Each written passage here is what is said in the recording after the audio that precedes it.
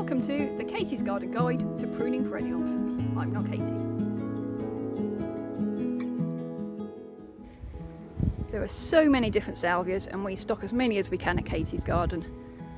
We've done the videos on how to do the woody stemmed ones such as the hot lips, and we've also done how to do the more cottage garden perennial types, the nemaroses such as caradonna. We've got here one of the half hardy ones. This is Salvia Kisses and Wishes. There's various wishes ones. Round here we'd hope that they would survive the winter, but it is a little bit marginal on that. It does depend what kind of winter it is.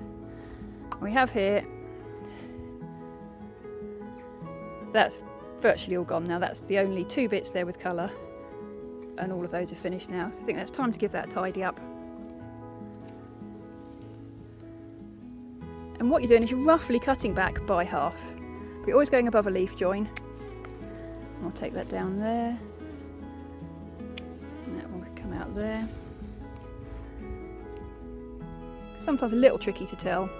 That one's actually a bud coming. You can see it's still pointy at the ends there, so that means it's not come out. Whereas the ones that have, that's opened out, the petals have dropped off. So that's something that we want to cut away. Tracing back, you can see here, either side of my secateurs, there's two new shoots. So hopefully, if I cut this away, it will stop putting energy into it and it will redirect the energy to growing the other two bits, which will hopefully turn into new flowers for us. It's a really lovely long flowering plant. It tends to come out probably about June time, maybe even sooner, and go to the frosts.